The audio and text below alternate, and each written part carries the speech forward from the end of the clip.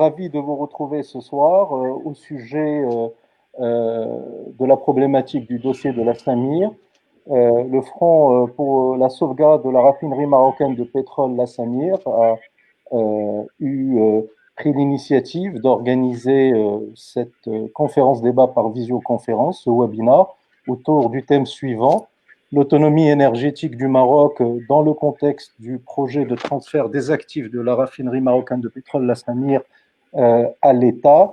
Et nous avons jugé utile de vous inviter à cette discussion avec nos deux invités prestigieux qui sont Souheil Abdelouahed, membre du bureau politique du Parti du Progrès et du Socialisme, PPS, et Mehdi Mzouari, membre du bureau politique de l'USFP, l'Union socialiste des forces populaires. Nous les remercions d'avoir accepté notre invitation. Nous avons jugé utile de lier ces deux thèmes et nous allons essayer de démontrer tout au long du débat de ce soir combien l'indépendance énergétique de notre pays est un sujet central dans les problématiques de gouvernance publique de notre pays, dans les problématiques des politiques publiques, et combien la Samir peut jouer un rôle pour justement renforcer cette autonomie énergétique. Et ce sujet est organisé ce soir, ce débat est organisé ce soir dans le cadre d'un double contexte. Un contexte où on observe que ce dossier que les Marocains suivent de près depuis de nombreuses années a quand même fait l'objet de graves dysfonctionnements, notamment en termes de gouvernance de cette entreprise, mais aussi en termes de gestion de la problématique de sortie de crise depuis que cette raffinerie a fait l'objet d'un arrêt d'activité, puis d'une décision de liquidation judiciaire par le tribunal de commerce de Casablanca en mars 2016, confirmée en appel en juin 2016. Et on a vu que toutes les tentatives de sortie de crise ont échoué. Et donc, nous sommes dans une situation, j'allais dire, lourdement problématique, mais qui, en réalité, remonte bien au-delà de l'arrêt d'activité de cette raffinerie.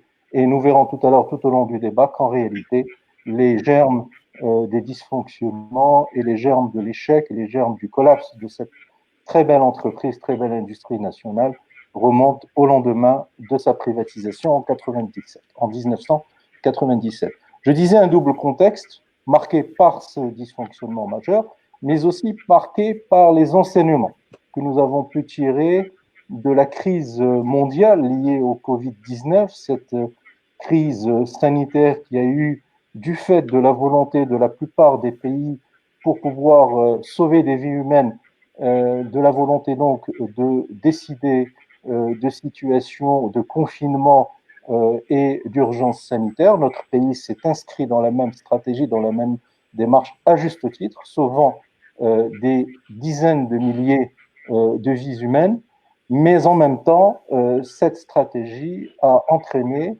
un arrêt brutal de l'activité économique et a permis, cette stratégie a montré combien notre économie, comme la plupart des économies de la planète, était fortement dépendante d'un certain nombre de secteurs, de filières, au premier rang desquels se trouve la filière énergétique, d'où la nécessité de sauvegarder l'autonomie énergétique de notre pays pour pouvoir justement faire face à des crises de nature systémique et de nature brusque et généralisée, de même nature que la crise du Covid-19. Alors, nous allons aujourd'hui échanger pendant à peu près 1 heure et demie. Nous avons décidé avec nos invités de structurer notre débat autour de deux grands moments. D'abord, une explication, parce que nous devons à nos concitoyens et aux internautes qui nous font le plaisir et qui sont très nombreux, qui nous font le plaisir de nous suivre ce soir, nous devons quand même rappeler l'origine, la genèse du dossier de la Samir et pourquoi cette entreprise est arrivée à une situation d'arrêt d'activité puis de faillite. Et on verra comment un certain nombre de fautes, de dysfonctionnements ont pu entraîner cet échec collectif, si je puis m'exprimer ainsi. Cela, nous allons le faire dans un premier temps qui devrait durer à peu près une vingtaine de minutes dans les échanges avec nos invités, pour ensuite parler de l'actualité, parler de la situation actuelle, des possibilités de sortie de crise et plus particulièrement des deux initiatives que le Front national pour la sauvegarde de la raffinerie marocaine de pétrole a pris, à savoir la proposition d'une proposition de loi pour transférer les actifs de la Samir à l'État et accélérer ainsi la reprise d'activité de cette entreprise. Et deuxième proposition de loi, une proposition pour que les prix des hydrocarbures, et nous verrons aussi dans le débat pourquoi les deux sujets sont liés, donc une proposition de loi pour que les prix des hydrocarbures soient de nouveau régulés par l'État afin de mettre un terme au niveau excessif de ces prix et afin de protéger, sauvegarder le pouvoir d'achat de nos concitoyens et la capacité, la compétitivité de nos entreprises et en particulier de notre tissu de petites et moyennes entreprises pour qui les coûts de l'énergie représentent une part très significative des coûts de production. Donc voilà très très brièvement le cadre de notre discussion de ce soir. Donc sans plus tarder, je vais donner la parole à Abdelwahed Touel pour nous faire une intervention introductive de l'ordre de 5 à 7 minutes et ensuite Mehdi Mzouari pour ensuite démarrer le débat sur ces deux moments. Un regard rétrospectif parce qu'un pays, une nation, une société qui oublie son passé n'a pas une bonne compréhension de son présent et encore plus de son avenir. Et pour ensuite parler plus précisément des solutions que nous préconisons au niveau du Front national pour la sauvegarde de la raffinerie marocaine de pétrole, à savoir le transfert des actifs de la société à l'État et la régulation des prix. Donc c'est Abdelwahed. Nous vous écoutons pour votre mot introductif.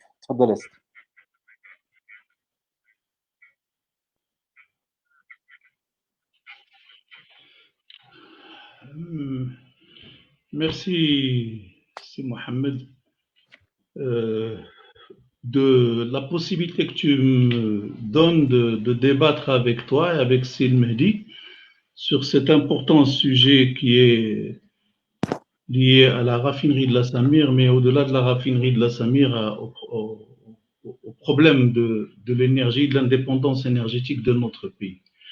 Alors, la Samir, pour moi, c'est beaucoup d'histoire.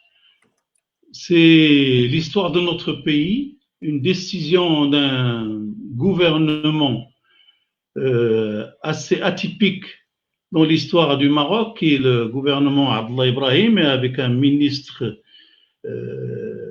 assez visionnaire, c'est Abdelrahim Bouhabid, que Dieu ait leur âme, qui se sont rapprochés de l'ENI, qui est une entreprise holding d'État italien des hydrocarbures, pour essayer de bâtir quelque chose qui mettait le Maroc indépendant à l'abri du cartel du pétrole. Et donc, qui crée une raffinerie. C'était un événement d'une très haute portée politique et d'une très haute portée économique pour notre pays. Donc, la Samir, qui s'appelait au début la Société anonyme maroco-italienne de raffinage, et a une histoire dans notre pays. J'ai eu également lors de ma carrière professionnelle en tant que banquier, j'ai eu à connaître ce dossier de très près. Et j'ai vu l'évolution, j'ai vu cet outil grandir sous l'impulsion de l'État et avec des partenaires aussi bien au niveau financier qu'au niveau du management de l'époque, faire des choses extraordinaires dans des périodes particulièrement difficiles, développer la capacité de production de la Samir qui avait grandi pour atteindre 5 millions de tonnes. Et par la suite, nous avons eu la privatisation dans les conditions que vous connaissez. et les problèmes que nous vivons aujourd'hui. Alors, je crois qu'il y a autour de ce dossier un certain nombre d'aspects qui méritent notre attention parce qu'il y a des aspects économiques, tu en as parlé au départ, des aspects stratégiques d'indépendance, des aspects sociaux qui sont extrêmement importants, nous aurons l'occasion d'en revenir, des aspects de sécurité d'approvisionnement et au niveau du lissage des prix des hydrocarbures. Donc, nous avons à faire une foison de problèmes extrêmement complexes, extrêmement interliés. Et aujourd'hui, le Maroc est privé d'un outil important qu'il a construit après plus de 50 ans, qu'il a payé très cher et qui aujourd'hui lui coûte, et, en conséquences économiques, financières et sociales. J'espère que notre débat contribuera à la prise de conscience générale et j'espère que le temps pour la solution des problèmes va s'amoindrir et ne reste pas aussi long que le temps des tracasseries juridiques et du passage devant les tribunaux. Je crois que nous n'avons pas le droit de perdre tout ce temps précieux et nous n'avons pas le droit de négliger cet outil extrêmement important pour le développement de notre pays. Merci, c'est Abdelwahed, pour ce moment et ce mot introductif qui nous rappelle effectivement que la Samir a été créée par deux hommes d'État illustres de l'histoire politique de notre pays. Le gouvernement c'est Abdrahim Bouhabid avec le gouvernement c'est Abdallah Ibrahim avec c'est Abdrahim Bouhabid comme ministre de l'économie et des finances, et qui rappelle également que ces deux hommes d'État ont été visionnaires, ont voulu doter notre pays au lendemain de l'indépendance d'une grande industrie qui avait pour finalité de protéger l'indépendance énergétique de notre pays. Et pour reprendre tes termes, c'est Abdelwahed qui voulait également mettre notre pays à l'abri du cartel du pétrole qui était déjà menaçant à l'époque. C'est Mehdi, à toi l'honneur, cher ami. Merci, je vous salue tout d'abord. On t'entend pas très bien, c'est Mehdi. Si tu peux mettre un peu plus fort le son, s'il te plaît. Merci. D'accord. Alors, et là maintenant, c'est bon? Un peu mieux, un peu mieux. D'accord. Alors, je tiens tout d'abord à vous saluer Saïd Abdelwahed Souheil, militant, ancien responsable et témoin d'une bonne partie de l'histoire de notre pays. Je tiens à saluer aussi le Front National pour la sauvegarde de la raffinerie, pour non seulement sa capacité, son plaidoyer, sa mobilisation, mais aussi en étant une force essentielle de proposition par rapport à cette crise. Est-ce que vous m'entendez? Oui, on t'entend, c'est Mehdi. Très bien. Alors, moi, je suis aussi comme c'est Abdelwahed, je vais faire une petite introduction sentimentale parce que je suis doublement ému. D'abord, moi qui est natif de la ville de Mohammedia, que je m'estime un enfant de la Samir, un Ould de la Samir, comme beaucoup de jeunes, de moins jeunes, de cette ville qui ont connu, bien sûr, l'apogée de la ville économique comme étant la capitale d'énergie, grâce essentiellement à la présence de la Samir sur son territoire. Je suis aussi ému parce que je suis l'enfant d'une famille politique qui a été derrière, bien sûr, d'une grande famille politique, non seulement de l'USFP ou de l'UNFP, mais d'une grande famille de pensée qui était derrière l'installation de grandes structures économiques, parce que les gens, à l'époque, c'est Abdrahim Bouhabid, c'est Abdallah Ibrahim, ses camarades, dans le mouvement national, considéraient que fonder un pays moderne, c'est d'abord, ça passe vers la fondation d'une souveraineté économique nationale. Et c'était ça le départ. C'était la Samir, c'était l'OCP à l'époque, c'était la BNDE, c'était la CDG, c'était.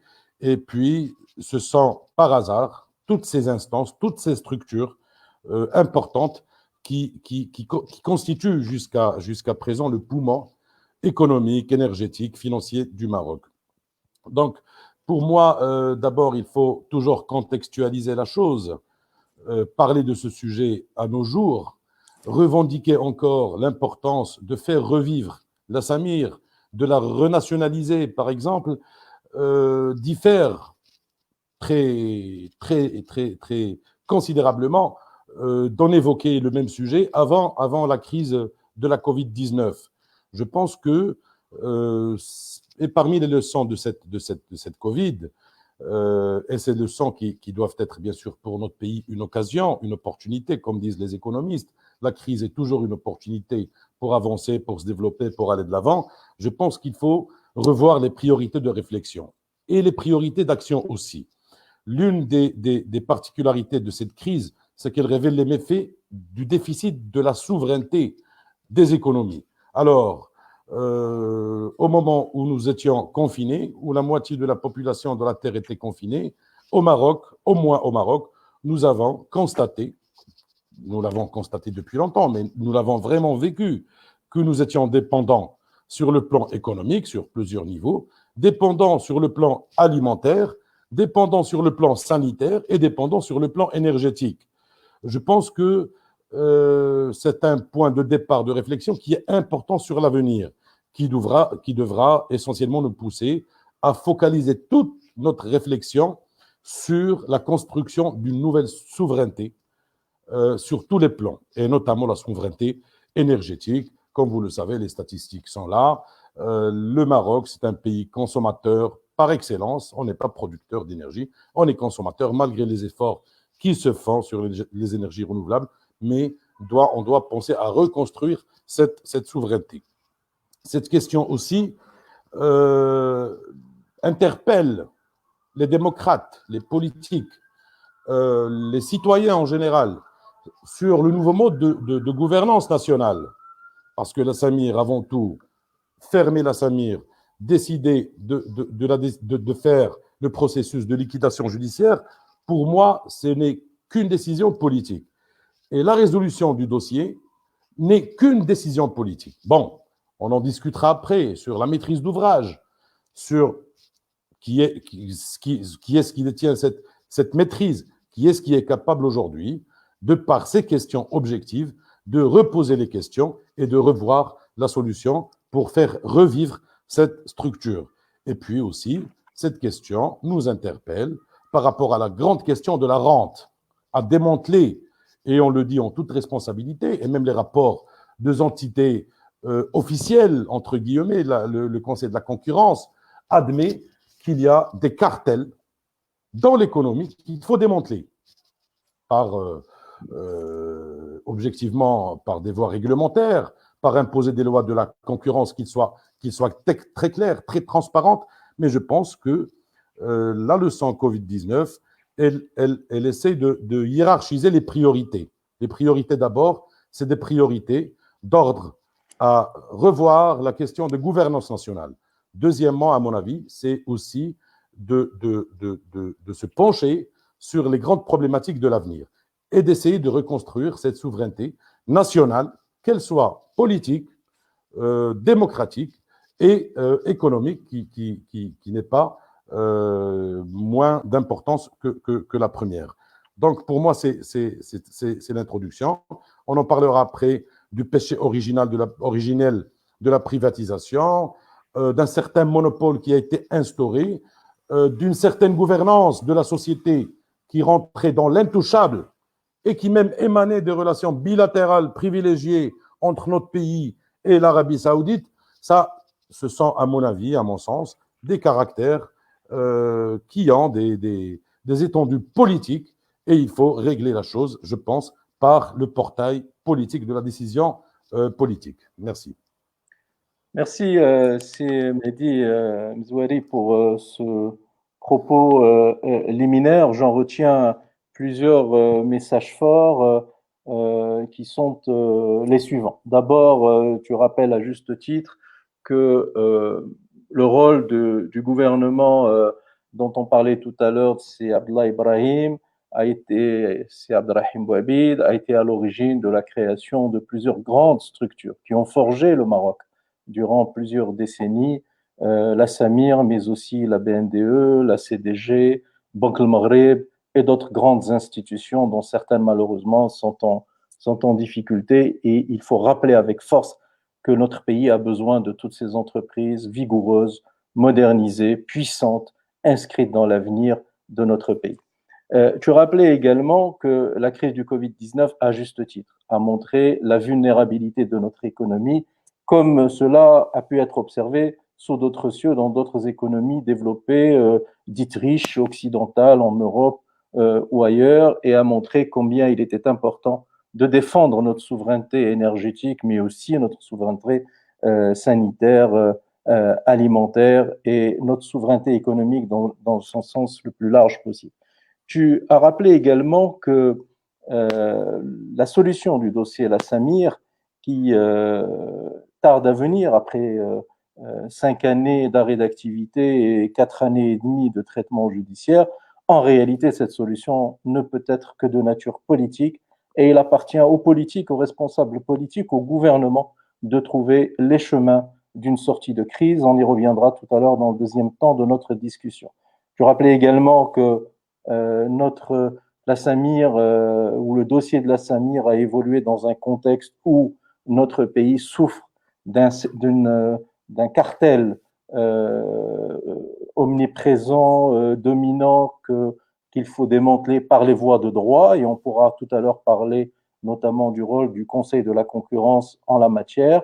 Et enfin, tu rappelais que une des sources de problèmes du dossier de la Samir, c'était finalement le péché originel de cette société qui a fait l'objet d'une privatisation dans les conditions que l'on sait. Alors, il nous reste encore une dizaine de minutes pour ce premier temps de notre discussion, et donc je vous poserai une seule question précise en la matière. On a l'habitude de présenter la Samir comme étant la conséquence d'une mauvaise gestion d'un actionnaire étranger et d'un management privé. C'est vrai qu'il y a une grande part de vérité, mais cette part de vérité n'est que la surface de l'iceberg. Et il faut observer également la part qui est totalement immergée, qui est très importante. Alors, ma question, est-ce que vous n'avez pas le sentiment, voire même la conviction et la certitude, que le collapse de la Samir est en réalité une responsabilité partagée? C'est-à-dire qu'elle est le fruit, la résultante des erreurs de gestion, des dysfonctionnements, des fraudes. Le tribunal de commerce de Casa l'a établi, des fraudes qu'on a pu observer dans le management de cette belle entreprise, mais c'est aussi le résultat de manquements, de dysfonctionnements, et donc une responsabilité indirecte d'un certain nombre d'acteurs au niveau des structures de l'État, des administrations, des ministères, à travers notamment les failles qu'on a pu observer dans le cadre de la privatisation, qui n'a pas respecté toutes les règles de transparence et d'appel à concurrence qu'il faut, au niveau d'un certain nombre de ministères, ministère de l'économie et des finances, ministère de l'énergie et des mines, qui n'ont pas veillé au respect du cahier des charges de la privatisation, qui prévoyait notamment un investissement de l'ordre de 5 milliards de dirhams par le repreneur et qui ne s'est jamais fait, et qu'on a observé ou découvert uniquement en 2002, c'est-à-dire 5 années après la privatisation, lorsqu'il y a eu un incendie dans l'unité de la Samir, après des pluies diluviennes dans la ville de Mohammedia. Est-ce qu'il n'y a pas également une responsabilité de l'administration de la douane qui a laissé la créance courir jusqu'à 12 milliards de dirhams, ce qui représentait à l'époque 20% des recettes de l'État en termes de droits d'importation, de droits de TVA à l'importation et de TIC sur les produits énergétiques? C'était à peu près 20% de l'encours global, 20% sur un seul contribuable. Est-ce qu'il n'y a pas également une responsabilité des autorités de gouvernance financière à travers des appels publics à l'épargne qui ont été faits par la Samir sans respecter les règles de transparence financière, en annonçant des résultats qui étaient complètement farfelus, des crédits bancaires qui devaient être orientés vers le financement des investissements, mais qui en réalité ont servi à financer des distributions de dividendes fictifs? Bref, est-ce que vous n'avez pas le sentiment que l'histoire de la Samir, en réalité, ce n'est pas simplement la résultante d'une erreur de gestion privée, mais c'est un collapse qui implique plusieurs responsabilités directes et indirectes, privées et publiques? C'est Mehdi. Moi, je pense, je suis d'accord avec vous sur toutes les problématiques que vous avez posées. Je pense que revenons d'abord, admettons, et nous sommes unanimes sur la question, que cette privatisation était une erreur stratégique. À l'époque, nous-mêmes, au Parlement, à l'époque de 97, ben, c'était avant le gouvernement d'alternance, pour bien situer les choses, recadrer les choses, parce que beaucoup de gens se trompent sur la date de la privatisation et considèrent que c'est Ftah Allah Lalo qui avait privatisé la Samir. Le contraire, c'est Ftah Allah Lalo était un opposant farouche à cette privatisation de cette entité stratégique. Et au prix de cette privatisation, qui était de 4 milliards de dirhams, avec des engagements contractuels vis-à-vis de l'État, vis-à-vis au capital qui a repris la société. C'était essentiellement faire des investissements dans les 5 premières années. Donc, on a fini en 2009 à fermer Sidi Qassem. Noir sur blanc, c'était d'investir 1 milliard de dirhams sur la raffinerie de Sidi Qassem. On a fini par la fermer. Et d'investir de 5 à 6 milliards de dirhams pour la raffinerie de Mohammedia, pour diversifier ses activités de raffinage. Je pense que la faute était de part et d'autre. On n'a pas su mesurer le danger de cette privatisation. D'abord, tout le monde a considéré que c'était une privatisation simple, c'était un capital qui venait s'installer de par son expérience. C'était un grand groupe existant en Europe, en Arabie Saoudite, etc. Mais on n'a pas vraiment mesuré le danger de cette privatisation en cédant une entité stratégique, unique dans le pays, à des pratiques de banditisme. Moi, je veux le dire en toute responsabilité, parce que la Samir, dans plusieurs années, pour plusieurs personnes qui suivaient bien le dossier, qui vivaient bien aux côtés des grands dossiers de la Samir, des grandes pratiques de la Samir, c'était une grosse caisse noire. Une grosse caisse noire qui avait toutes les facilités de l'État, ça il ne faut pas l'oublier. Aucune régulation, aucun contrôle, aucune réglementation, et qui bénéficiait de tous les privilèges qu'aucune société au Maroc n'a eu auparavant. C'est un laxisme très caractérisé de l'État par rapport au paiement de plusieurs droits, notamment la TVA, notamment la TIC. Et comme j'avais dit au début dans mon introduction, ça faisait partie de l'intouchable. Hein. Ça faisait partie de l'intouchable, vu que le pays où le patron de la Samir avait sa nationalité considérait que c'était une affaire nationale et intervenait par voie officielle auprès des autorités marocaines pour pouvoir avoir des privilèges, des dérogations dont ils n'avaient pas le droit de faire. Si Mehdi, il faudrait quand même, parce que nous sommes dans un échange interactif et c'est tout l'intérêt de l'exercice, il est vrai que, et tu as parfaitement raison de rappeler que la Samir a été privatisée avant le gouvernement d'alternance de 98. Cette privatisation est intervenue en 2 temps. D'abord une OPV en 96, puis une cession au groupe La Modi en 97. Et force est de reconnaître que votre formation politique, l'USFP en l'occurrence, a eu à conduire la destinée du ministère de l'Économie et des Finances pendant plus d'une décennie. Et il appartenait au ministère de l'Économie et des Finances de veiller au respect des dispositions du cahier des charges. Or, cela n'a pu être observé qu'après l'incendie de 2002. Donc, c'est vrai que l'initiative politique, ce n'est pas votre famille politique qui en a la paternité, mais il n'empêche qu'il y avait une obligation de suivi du respect des dispositions du cahier des charges, laquelle obligation n'a pas été malheureusement suivie dans les règles de l'art par tant le ministère de l'Économie et des Finances que votre formation politique a dirigé pendant plus de 10 ans, que par le ministère de l'Énergie et des Mines. Moi c'est bien d'interagir sur cette question. Moi, je pense à Sibn Moussa qu'évoquer cette question de responsabilité politique dans la politique publique nous ramène à dire une chose essentielle, c'est que depuis le temps, on n'était pas en mesure de régler le problème de gouvernance nationale parce que la décision n'appartenait pas uniquement au gouvernement. Et je pense qu'après la Covid-19, on pourrait, j'espère, régler ce problème de gouvernance nationale qui fait quoi? La force de la décision politique, la force de la décision publique au Maroc et depuis pratiquement après l'indépendance, nous savons très bien les règles du jeu, nous savions très bien les mécanismes, les interférences. Donc, il est désolant pour moi de constater ça devant vous, franchement. Mais moi, je ne suis pas dans le registre de la langue des bois, mais je considère que la gestion, c'était une gestion d'État. Tout opérateur, tout intervenant confondu, que ce soit le gouvernement, que ce soit quelqu'un d'autre, que ce soit d'autres acteurs, mais je pense que le résultat est là. C'était un désastre, une gestion désastreuse du dossier de la Samir qui nous a ramené à cette situation actuelle.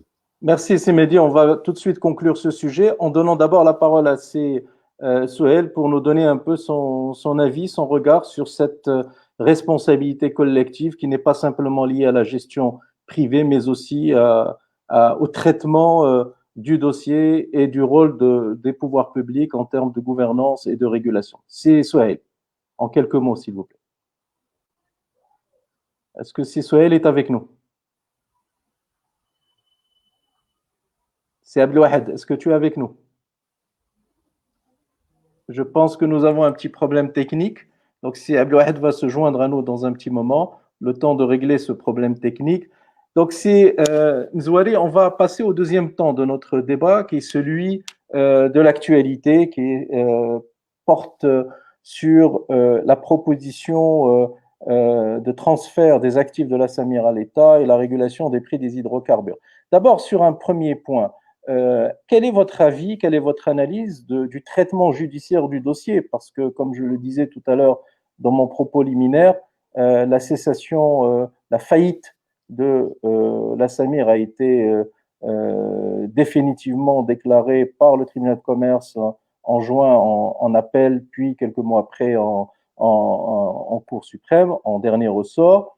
Et il y a eu des propos même des deux syndics judiciaires qui ont été désignés par le tribunal de commerce, plusieurs offres qui ont été proposées, on parle d'une quarantaine d'offres, toutes ne sont pas sérieuses évidemment, mais certaines l'étaient.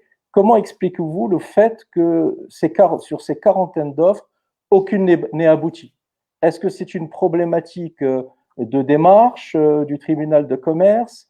Est-ce que c'est une problématique des repreneurs qui n'ont pas compris la méthodologie d'approche de nos juridictions, ou est-ce que c'est des problématiques d'une autre nature et d'une autre ampleur? Est-ce que c'est plutôt une solution politique qu'il faut aller rechercher au niveau du gouvernement ou d'autres instances de décision? C'est Mzouari.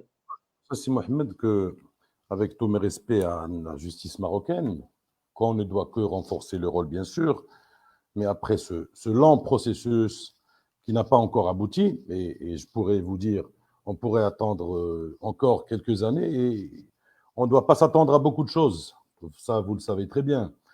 Chose qui nous mène à dire que ça reste un moyen d'un peu de gagner du temps, de trouver des issues. Nous savons très bien que les offres ne sont pas sérieuses, elles ne le seront jamais, vu deux paramètres à mon avis. D'abord, l'importance de la dette. Les repreneurs, ils veulent faire une bonne affaire. La Samir, je pense qu'elle a une dette de 44 milliards de dirhams. Une chose comme ça, équivalent à 4 milliards d'euros. On manque de garantie. Aucun repreneur fort qui voudrait investir dans le secteur au Maroc ne pourrait venir avec les conditions actuelles, avec un marché déréglementé, avec des entités privées qui font de surprofits énormes, et ça s'est démontré même dans le rapport du Conseil de la concurrence. Donc, d'abord, avoir les garanties, un repreneur, s'il est sérieux, il ne vient pas déposer son enveloppe, son offre au tribunal.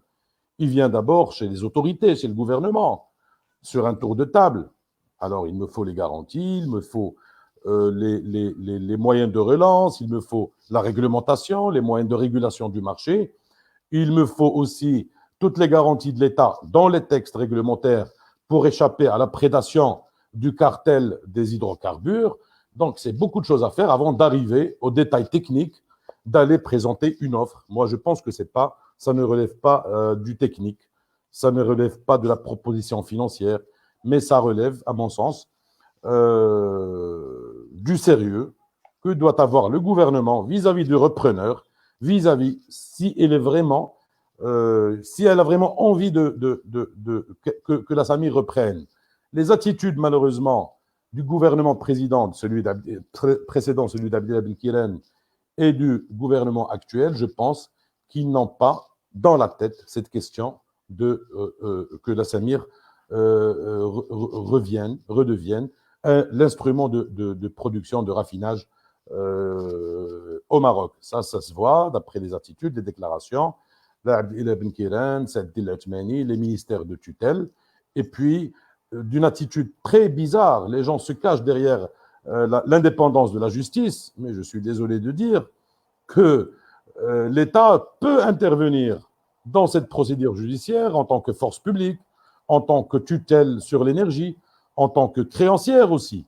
Donc, ils se cachent derrière la question d'indépendance de la justice et je pense qu'ils n'ont pas d'abord la capacité de réfléchir sur un modèle viable. Ils n'ont pas la maîtrise d'ouvrage de solutionner le problème. Ils attendent quelque part que la décision vienne un jour. Donc, je pense que les questions de repreneurs vont être encore reportées jusqu'à nouvel ordre. Rien ne va être fait, à mon avis, pour demain ou après-demain. La chose qui est dans les déclarations présentes du gouvernement, notamment le ministre Rbah, c'est qu'on peut construire, si nous avons besoin de raffinerie, on peut construire à moitié prix de cette créance, une nouvelle raffinerie au Maroc. Donc, mais ça rentre dans les slogans, dans la rhétorique, etc.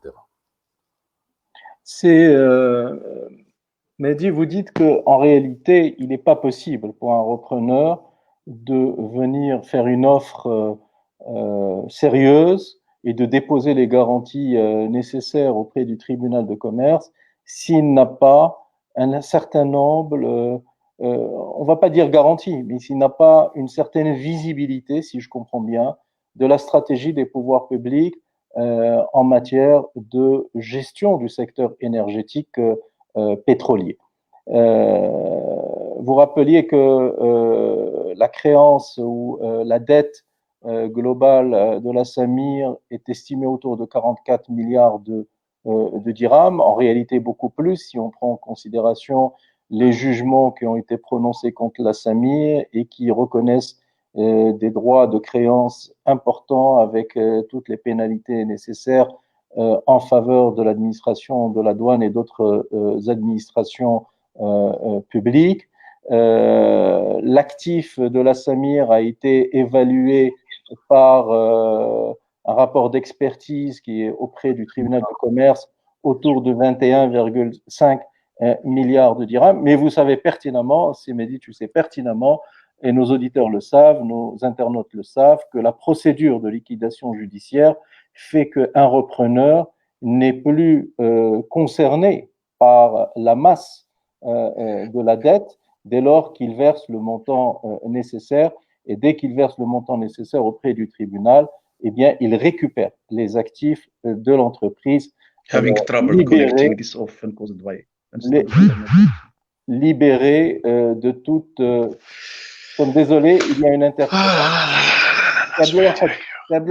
Allô? C'est Sohail. Désolé pour nos internautes pour ces problèmes techniques. Nous avons un souci avec Sohail qui ne sait pas qu'il est en live. Et donc, on va essayer de le contacter. Est-ce que notre responsable technique peut contacter Sohail et l'informer qu'il est en live et le déconnecter provisoirement le temps qu'il soit informé? Merci beaucoup. Et donc, je disais que le repreneur ne sera pas redevable de la créance, mais simplement il sera redevable du versement du prix qui est fixé par le tribunal de commerce. L'évaluation donne une enveloppe de l'ordre de 21,5 milliards de dirhams. Et ensuite, il récupère les actifs libres de tout gage, de toute garantie. Et le tribunal de commerce fait son affaire de la distribution de cette valeur entre les différents créanciers, suivant l'ordre de priorité prévu par le droit commercial, le droit des affaires, en donnant la priorité à ceux qui ont un gage, une garantie, ensuite le personnel, ensuite les créances publiques et enfin ce qu'on appelle les créanciers chirographaires, c'est-à-dire ordinaires. Mais là, aujourd'hui, la problématique n'est pas là. Ce qui est important de noter, c'est que c'est un outil industriel qui a une valeur. Et c'est vrai que cette valeur diminue avec le temps. Elle est aujourd'hui de 21,5 milliards de dirhams. Il y a quelques mois, elle était davantage plus élevée et elle risque de se détériorer dans les prochains mois. D'où l'initiative du Front pour la sauvegarde de la raffinerie marocaine de pétrole qui s'inscrit dans le cadre de la défense des finances publiques, de la défense des biens de l'État, de la défense des intérêts des citoyens et des contribuables. Et d'où la proposition de transfert avec une opération, comment dirais-je, qui existe sous d'autres cieux. Nous avons déjà vu dans d'autres pays, des pays qui sont les chantres du libéralisme, de l'économie de marché. Je pense en particulier au Royaume-Uni, aux États-Unis. Nous avons vu des situations où l'État est intervenu quand des entreprises sont en situation de faillite pour les sauver, les redresser, les restructurer et ensuite les reprivatiser au secteur privé. J'en peux pour preuve le cas parmi les 4 ou 5 principales banques britanniques en 2008, au lendemain de la crise des subprimes, Royal Bank of Scotland, RBS, les Lloyds, Halifax Bank.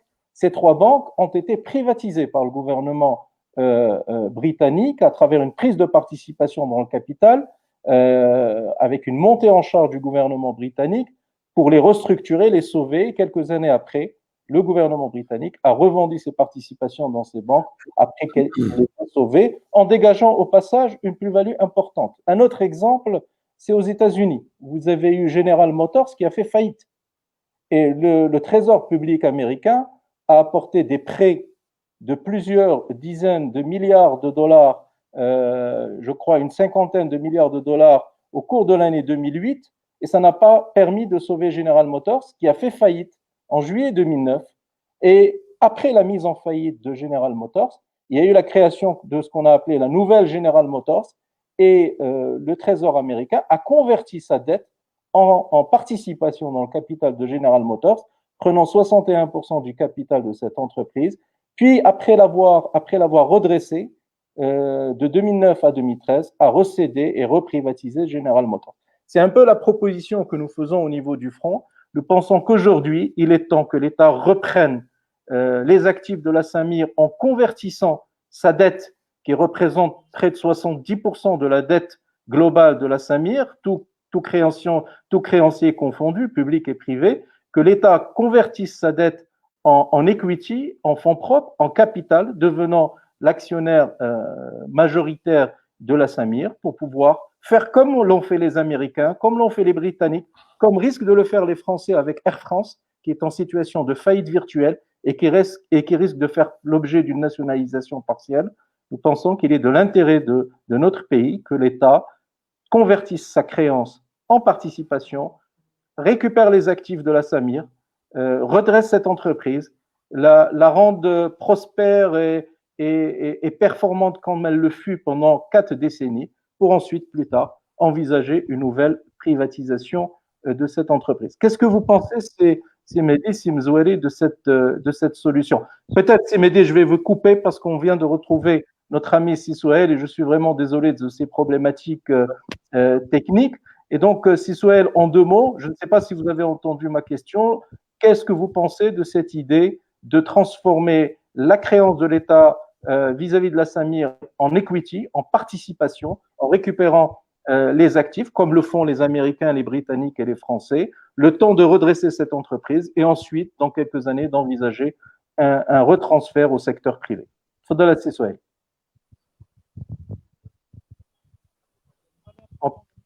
On t'entend pas, Sisouel, on t'entend pas. C'est Abdouahed, on t'entend pas. Le micro, s'il te plaît. Micro. Non, le micro, c'est Abdouahed.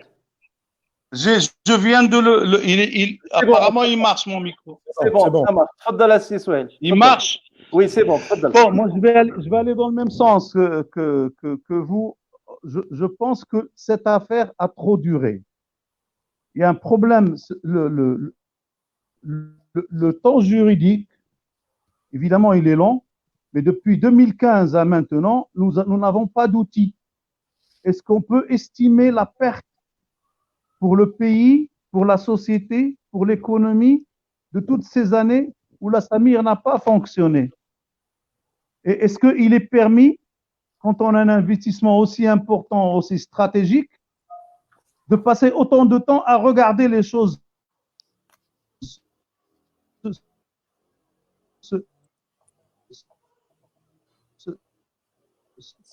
C'est Souhail, on t'entend pas. On t'entend pas, la voix est hachée. se faire et se défaire? Et je pense aussi que conditionnaliser. Allô? Oui. Est-ce que tu peux reprendre ton idée d'il y a 30 secondes? Ta voix a été hachée, on n'a pas compris. 30 secondes en arrière, s'il te plaît, c'est Souhail. Est-ce que vous m'entendez maintenant? Oui, c'est bon. Tfaddal. C'est Ben Moussa. On t'entend, c'est Souhail. Tfaddal. M'entendez-vous? Oui, oui, on t'entend. هل تسمعوني؟ نعم. Having trouble. Oh. كنسمعوك. تفضل. Bon. تفضل. C'est Souhail, est-ce que tu nous entends, toi?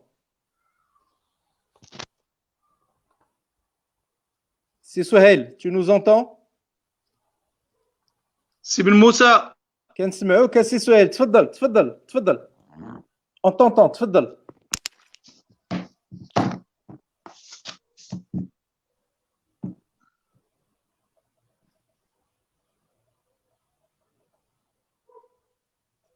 سي سهيل تفضل.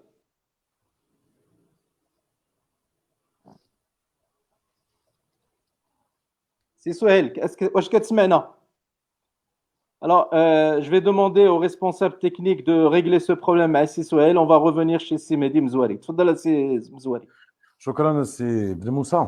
تفضل. اسمح لي عرفتي كنتبع دابا je suis en train de suivre le live sur Facebook. Il y a beaucoup d'ouvriers qui ont demandé qu'on parle en arabe. Bon, je suis obligé de respecter la charte. Non, كنتفضلوا الاخوان والاخوات اللي كيتبعونا كنقولوا لهم باللي هذه الندوه هي الندوه الثانيه اللي حضرت الجبهه الوطنيه من اجل انقاذ المصفات لسمير. الندوه الاولى اللي نظمها الاخ الحوسي اليمني رئيس الجبهه كانت باللغه العربيه، وهذه الندوه الثانيه خدينا القرار باش ننظموها باللغه الفرنسيه، كنقدموا الشكر الجزيل لجميع المتابعين اللي كيتبعونا باللغه العربيه واللغه الفرنسيه. شكرا جزيلا. تفضل السي المهدي. Merci Sibin Moussa. En répliquant sur ta réflexion, avant de donner la parole à Siad Louahed, Souhail, moi je vais être très bref par rapport à cette question. هذا نهاري. C'est Mehdi, tu vas être généreux et redonner la parole à Ssi Souhail. Bien sûr, Walloul, bien sûr. تفضل السي سهيل. C'est Mehdi Mzouari est compréhensif. Pourquoi est-ce qu'il s'est déconnecté encore? Bien, vas-y c'est Mehdi, vas-y, تفضل. Moi, je pense que c'est problématique à Sibin Moussa, pour être très clair. Et même l'autre. La question était sur la conversion de la dette en equity. Bon, c'est une question de renationalisation. Donc, c'est un cas d'école au Maroc, c'est la première fois, et c'est rarement que ça se produise, qu'une entité qui appartenait déjà à l'État est privatisée. Ce n'est pas une nationalisation, c'est Mzouari, c'est un transfert d'actifs. L'État ne va pas nationaliser 100% du capital. L'État va transférer les actifs avec une conversion de la dette en equity et les autres créanciers, libres à eux s'ils le souhaitent, de convertir eux aussi leur dette en equity. Auquel cas, on pourrait avoir une société à capital mixte où l'État aurait la majorité du capital puisqu'il porte aujourd'hui 60 à 70% de la dette et on aurait le secteur privé qui aurait 30 ou 40% du capital. Donc, ce n'est pas une nationalisation, c'est un transfert. Moi, je ne m'attache pas trop au texte. Le texte, pour moi, c'est une brèche importante. C'est un grand travail de réflexion. Et j'ai suivi le travail que vous avez vous-même fait au niveau de cette réflexion, notamment la proposition séduisante de la société d'économie mixte, qui paraît, à mon avis, sur le plan pratique, plus réaliste. Mais moi, je m'attache, sincèrement, de par mon appartenance idéologique, si vous voulez, à la nationalisation, à la renationalisation. On l'avait demandé il y a longtemps, juste après la crise, après la fermeture de la raffinerie. On a demandé à ce qu'elle soit nationalisée. Bon, à l'époque, beaucoup de monde rigolait de cette thématique parce qu'ils considéraient que c'était des thématiques archaïques qui relevaient peut-être d'une certaine époque, peut-être qui était le plus modéré, nous traitait d'utopique. Mais je pense que le thème de la renationalisation, de la nationalisation, a surgi de par cette crise. Et je pense que la décision, comme on l'avait dit, sans se répéter à chaque moment, c'est de repenser les rôles et les fonctions de l'État. Les rôles et les fonctions de l'État dans l'économie. Et ça, c'est une question. Et je pense que vous avez, vous, Sibn Moussa, au sein de la commission spéciale du modèle de développement, une polémique et un débat sur cette question. Nous, socialistes, nous considérons qu'un retour de l'État dans l'économie, un retour mesuré, pas un retour à la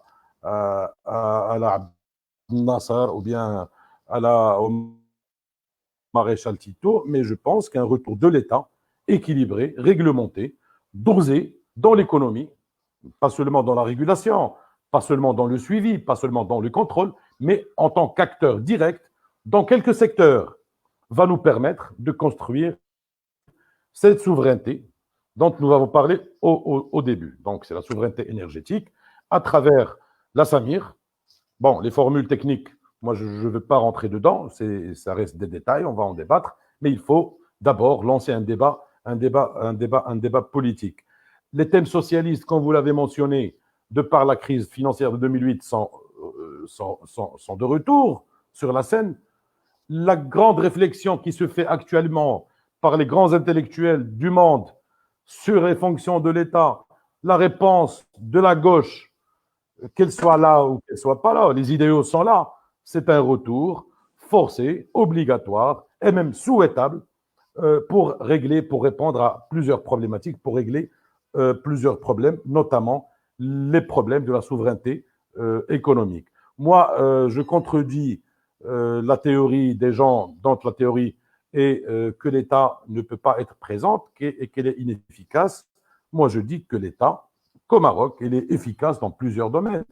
Il est efficace à la CDG, il est efficace à l'OCP, il est efficace dans les banques publiques, il est efficace dans l'économie, dans plusieurs secteurs.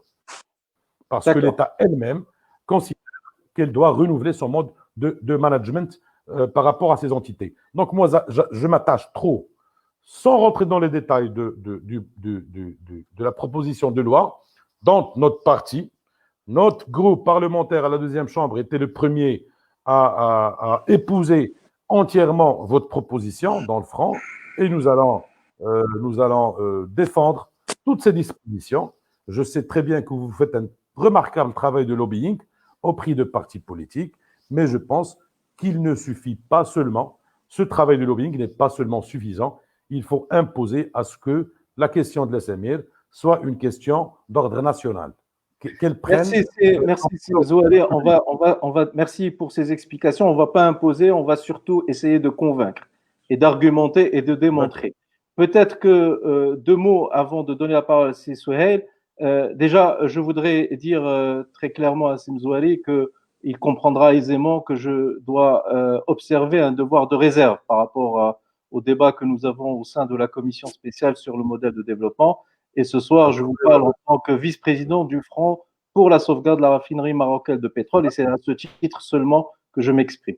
Et deuxièmement, je voudrais effectivement adresser mes remerciements à Sim Zouali et à nos partenaires de l'USFP qui ont pris l'initiative de proposer les deux propositions de loi au niveau de la Chambre des conseillers, comme j'adresse mes remerciements à la quasi-totalité, je dis bien la quasi, puisque certaines formations politiques n'ont pas agréé ou accepté de soutenir la proposition du Front en ne recevant pas la délégation qui représente le Front pour la sauvegarde de la raffinerie marocaine de pétrole, mais la quasi-totalité des formations politiques et des organisations syndicales qui nous ont reçus ont applaudi la démarche, conforté, consolidé, approuvé l'idée de transférer les actifs de la Samir à l'État pour sauver cette industrie et approuvé également l'idée de réguler les prix des hydrocarbures pour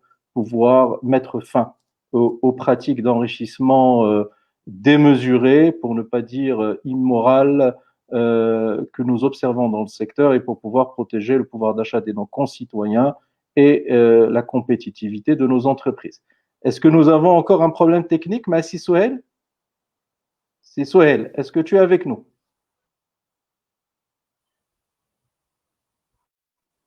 Je pense que ce soir, l'USFP a fait une OPA sur le PPS. À l'insu de votre plein gré, Simzouari, j'imagine. À l'insu de votre plein gré. Non, je plaisante, c'est un problème technique, informatique, et je voudrais renouveler mes excuses à nos internautes pour ce problème technique qui est évidemment indépendant de notre volonté. Si notre équipe technique arrive à régler cet incident, nous donnerons la parole largement à Souhel quand il sera avec nous. Peut-être aussi, Zouali, on peut essayer de déconstruire une information erronée qui parfois est utilisée par certains observateurs et certains acteurs du dossier de la Samir et qu'on peut aussi retrouver dans les discours officiels du gouvernement, certains pensant que l'outil industriel serait dépassé, serait en phase de destruction, qui n'aurait pas de valeur, quand bien même nous avons d'abord un rapport d'expertise entre les mains du tribunal de commerce, je le disais tout à l'heure, qui parle d'une évaluation de l'ordre de 21,5 milliards de dirhams, et aussi je rappelle que au lendemain, vous vous souvenez de l'incendie à la Samir, et quand le gouvernement s'est j'allais dire, réveillé de sa torpeur et s'est rendu compte que les engagements d'investissement n'avaient pas été réalisés par le repreneur à l'époque, dans le cadre de la privatisation, il y a eu une nouvelle convention qui a été signée entre la Samir et l'État en 2004 et qui a commencé à être mise en œuvre en 2006 sur 3-4 années d'investissement. Ça représentait à peu près une enveloppe de l'ordre de 6 milliards de dirhams. Financé à hauteur de 4,8 milliards de dirhams de crédits bancaires octroyés par des banques nationales marocaines, eh bien, ces investissements ont hissé le niveau de l'outil industriel au niveau de la Samir, c'est bien que nous avons aujourd'hui, malgré l'arrêt de l'activité depuis 2015, nous avons un outil industriel de haut niveau qu'on peut mettre à niveau très rapidement avec un effort d'investissement assez léger, de l'ordre de 1,2 milliard, 1,2 milliard de dirhams. Il faut savoir qu'une raffinerie de la taille de la Samir nécessite chaque année en activité une enveloppe d'entretien normal de mise à niveau de l'ordre de 200 millions de dirhams. Maintenant, après ces 5 années d'arrêt d'activité, ce budget de mise à niveau est estimé autour de 1,2 milliard de dirhams. Et je disais que cette convention de 2006, qui a été mise en œuvre de 2006 à 2011, a permis d'étendre les capacités de production de la Samir, de mettre la Samir aux normes environnementales, aux normes sanitaires et d'investir dans une unité d'hydrocracking très moderne, si bien qu'au moment où l'activité de la Samir s'est arrêtée en août 2015, la teneur en soufre du gasoil produit par la Samir était de l'ordre de 50 ppm, mais avec cet outil industriel, il est possible, moyennant quelques petits aménagements techniques, de passer tout de suite, immédiatement, à une teneur en soufre de 10 ppm, tout à fait conforme à la norme. Donc, qu'est-ce que vous avez à dire aux détracteurs de la Samir qui veulent absolument prétendre que l'unité industrielle est dépassée, alors que nous avons des rapports d'expertise qui disent au contraire, moyennant un petit investissement, l'unité de production de la Samir peut être opérationnelle assez rapidement. Moi, je pense, c'est Mohamed, que vous venez de tout dire par rapport à cette question. Et je m'attache trop au fait que, bon, il y a le rapport d'expertise, il y a aussi l'existant. On est des témoins de l'existence sur Mohammedia. Surtout quand la raffinerie a été renouvelée, c'est un investissement énorme. Et puis, je pense qu'elle fera à ce qu'elle assumera ses rôles pendant des dizaines d'années dans l'avenir. Les détracteurs sont des spéculateurs, justement, de cette question, parce que Je voudrais citer un exemple, un petit cow-boy nommé député de Mohammedia dans la commission récemment au Parlement, devant justement le ministre des Énergies, parlait de vendre la Samir en pièces détachées et puis exploiter le terrain. Il ne sait que valoriser des terrains comme étant un prolongement de la ville de la Nouvelle Znata, que c'était un terrain qui devait être une zone écologique, une cité écologique, et que la Samir n'a plus rien à faire sur ce terrain. Donc, les détracteurs, les spéculateurs, il existe partout. Hein. Il existe même dans l'État, dans la sphère publique, il existe dans la sphère privée. Parfois, ils prennent forme de responsables d'élus, d'acteurs économiques. Donc, on va assister à beaucoup de phénomènes caricaturaux qui veulent détruire cette entité, mais je pense qu'une conscience collective qui doit être sérieuse de par l'État. La Samir, ce n'est pas seulement une entité de raffinage, c'est de l'histoire. C'est un besoin primordial stratégique pour la sécurité énergétique. C'est 64% des besoins en énergie pétrolière. C'est aussi 50% de capacité de stockage. Il faut pas être autiste et venir voir le rapport de 2017 de l'Agence internationale des énergies qui rappelle que l'État a des risques de stockage, que la formule actuelle de déréglementation ne permet pas une sécurité de stockage. Donc, il y a un rapport de l'AIE qui date de 2017 qui incite le gouvernement à développer les capacités qui mentionne aussi que la privatisation du Samir était une erreur fatale. C'est Mehdi, on va donner tout de suite la parole à Sissouel, puisque aujourd'hui la technique avec Sissouel est un peu compliquée. Donc, tfaddal à Sissouel. Je ne sais pas si tu peux réagir sur 2-3 points que nous avons abordés ensemble, c'est Mehdi et moi-même. Tfaddal. J'ai un peu suivi les débats sur les 15 dernières minutes que vous avez eus. Bon, je voudrais revenir un petit peu de ce que je voulais dire tout à l'heure quand ma voix, malheureusement, n'a pas été entendue. Je pense que ce dossier, nous avons perdu beaucoup de temps. On l'a un petit peu laissé pourrir. Bien sûr, il y a les délais de la justice, il y a les délais des procédures, mais apparemment, je crois que personne ne s'en est préoccupé, on s'en est lavé les mains. Et donc, les choses se sont compliquées et je pense que le temps politique dans ce pays ne donne pas toute l'attention nécessaire à des problématiques aussi complexes et graves comme celle de la Samir. Ce n'est pas... Nous avons une seule raffinerie de pétrole, une seule, unique, qui a une histoire et nous faisons comme si de rien n'était. Bien sûr, il y a les raisons qui ont fait que cette affaire est arrivée à la complication que nous savons. Je pense qu'il est du devoir de l'État, de prendre les choses en main. La technique est à trouver. La nationalisation n'est pas un mot vulgaire. Oui. C'est pas péjoratif. On a bien privatisé et nationalisé, donc on peut parfaitement le refaire. Ça fait partie des techniques et des choix qui s'offrent à nous pour essayer de redresser des affaires si nous estimons qu'elles sont importantes économiquement, socialement, financièrement, stratégiquement, etc. Donc, je pense que ce dossier-là mérite une meilleure attention. Alors, je rappelle que les produits des privatisations ont été logés sur un fonds qui s'appelle le fonds Hassan II.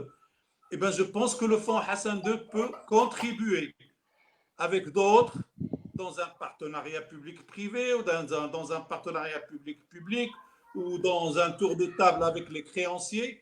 Les techniques existent, mais il faudrait que la volonté politique soit là et qu'elle soit suivie des faits. Et donc, je pense que nous avons perdu beaucoup de temps, beaucoup d'occasions. Alors, si le Maroc décide de ne plus avoir de raffinerie de pétrole, c'est un choix politique aussi.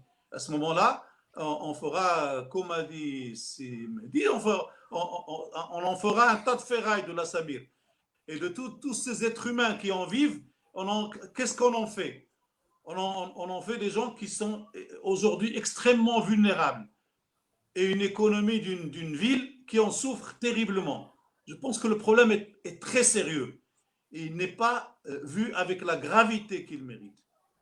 Je pense que ce gouvernement et ceux qui l'ont précédé n'ont pas été au niveau pour régler ce problème qui est extrêmement important. C'est une catastrophe qui est du niveau de Jrada.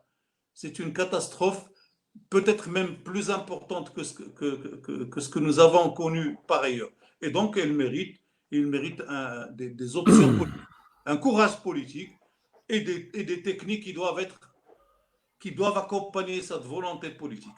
Et il faut qu'on en parle très franchement, qu'on en parle avec les députés, qu'on en parle avec les acteurs économiques.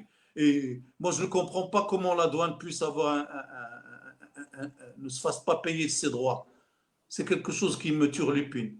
Que les banques fassent du crédit et que se ramassent, bon, ça a été un peu mon métier, je sais qu'on peut ne pas être prudent. Mais que la douane n'encaisse pas mais beaucoup de temps encaisser les taxes qui sont dues au peuple, ça c'est un problème qui me travaille quelque part. Donc quelque part il y a des responsabilités, il va falloir qu'on tourne cette page et qu'on la tourne positivement. Nous en avons besoin de ce type d'outils. Et ben, si nous n'en avons pas besoin, eh bien qu'on le dise une bonne fois pour toutes, mais qu'on ne laisse pas, excusez-moi du terme, pourrir, parce que c'est exactement la situation actuelle.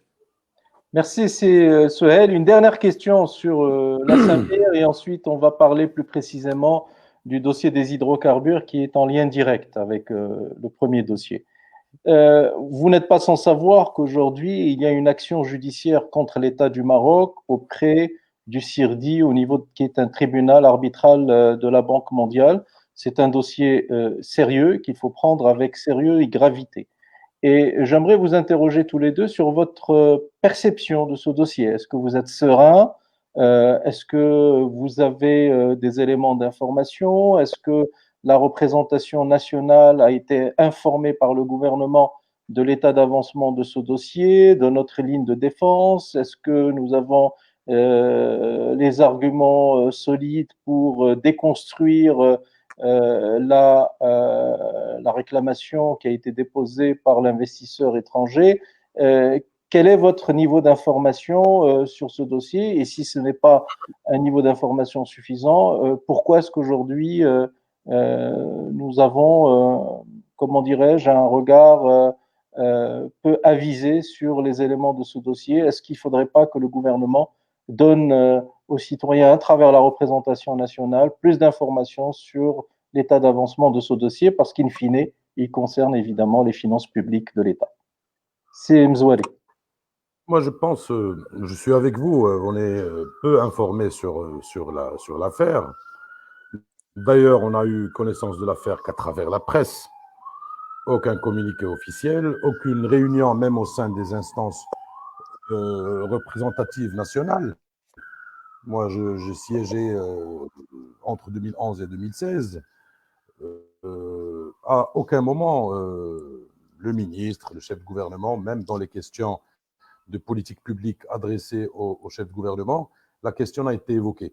Même sur le plan de l'information basique, de la fermeture, de la Samir, de ce processus de liquidation judiciaire, je suis désolé de dire que le gouvernement n'a pas donné d'informations par rapport à cette question.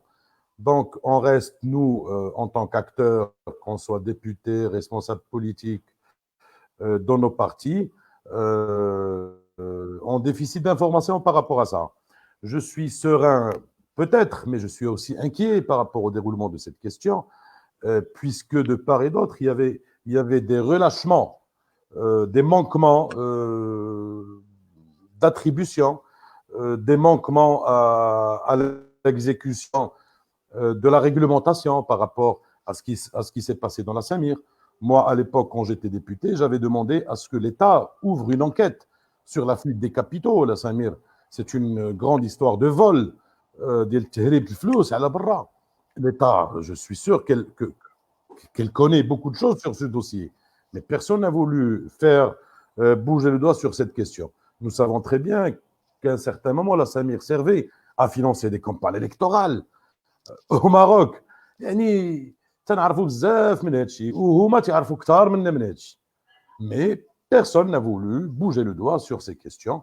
Et je pense que, hormis le fait que c'était, comme j'avais dit, une grande caisse noire qui échappait au contrôle, qui échappait à la réglementation, c'était aussi un lieu de banditisme institutionnel, de fuite de capitaux, de fuite d'argent, de fuite de dividendes, et que l'État n'a pas voulu intervenir pour avoir justement pouvoir avoir de la vérité. Donc, sur ce dossier, je suis serein, oui, mais je suis aussi inquiet.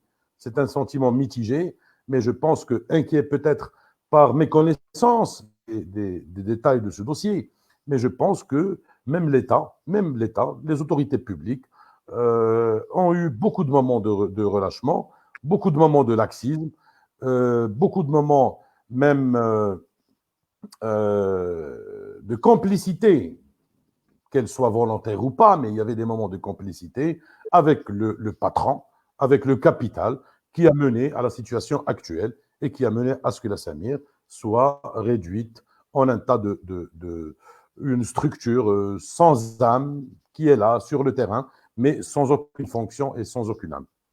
C'est Sohail, est-ce que le déficit d'information dont vient de parler Simzouari sur le dossier de la Samir auprès du CIRDI est le reflet d'un déficit de démocratie et d'un déficit d'action des commissions au niveau des deux chambres parlementaires? Incontestablement, c'est un déficit de gouvernance, c'est un déficit de transparence, et certainement, c'est un énorme déficit démocratique. Parce que je pense que le gouvernement ne doit pas attendre d'être interpellé sur des problématiques pour pouvoir lui accorder toute l'importance. Au contraire, il devrait lui-même alerter, il devrait lui-même s'entourer de l'appui des parlementaires et des chambres, parce que c'est elle qui vote les budgets, c'est elle qui décide quel va être le train de l'État en matière financière. Donc c'est à elle qu'on doit rendre des comptes. Mais il est tout à fait clair que cette affaire de la Samir, elle est passée sous le nez de tout le monde. Parce qu'on a dit, l'état de droit, redressement judiciaire, liquidation judiciaire, on laisse les juges faire, on laisse le syndic faire. Or, enfin, la Samir, excusez-moi, c'est pas un magasin de chaussures. La question, c'est Sohail, portait précisément sur le dossier de la plainte de l'actionnaire saoudien contre l'État du Maroc au CIRDI. J'y arrive. Parce que ce type de dossier, combien il y a et combien même il y a des règles de droit qui sont un cadre général, mais ils n'ont pas la même lourdeur, la même complexité qu'une affaire de redressement judiciaire ou de liquidation judiciaire quelconque. Donc, quelque part, les intérêts de l'État, et certainement les intérêts des banques, parce qu'elles étaient là, ont été quelque part laissés à part. Maintenant, sur le CIRDI, moi, je suis pessimiste. Parce que ce type de comment on les appelle, c'est pas une justice, c'est ce type de recours, il a une religion qui est de défendre à tout prix les intérêts privés face aux intérêts publics et qui juge beaucoup plus sur la forme que sur le fond et qui va avec d'excellents avocats, un escroc peut s'en sortir enrichi. Et donc, je suis tout à fait inquiet et que notre pays ait accepté l'arbitrage parce que c'est la règle étant donné qu'il s'agit d'un investissement étranger et qu'il n'est pas réagi suffisamment à temps, qu'il n'a pas été assez attentif au moment où les défauts de paiement ont commencé à être constatés, au moment où on a constaté un certain nombre de graves, de manquements extrêmement graves, dont certains relèvent du pénal, et on n'a pas été vigilant, ça peut nous coûter excessivement cher. Je ne le souhaite pas pour notre pays. J'espère que notre dossier sera bien défendu, que les gens du CIRDI nous prêteront une oreille attentive et nous écouteront, et que ça ne viendra pas compliquer notre projet, celui de remettre à flot cette unité et cet outil que le Maroc est en train de perdre. Et espérons surtout que ceux à qui on a confié le dossier sauront défendre nos intérêts et être performants dans cette juridiction internationale de la Banque mondiale. Alors, passons au sujet maintenant des hydrocarbures.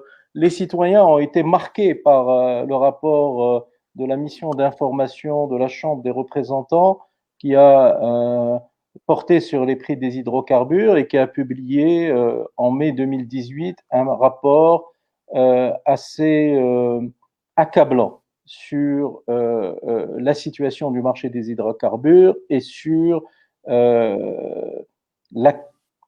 comment dirais-je, sur l'existence de profits d'enrichissement sans cause et de profits qu'on pourrait qualifier d'immoraux au niveau du secteur des importateurs, distributeurs de produits pétroliers raffinés. Ce rapport de la mission d'information constatait que le différentiel seulement de marge, de croissance de marge au lendemain de la libéralisation des prix des hydrocarbures, ce différentiel de marge nette était de l'ordre de 96 centimes le litre de gasoil et 76 centimes le litre d'essence super.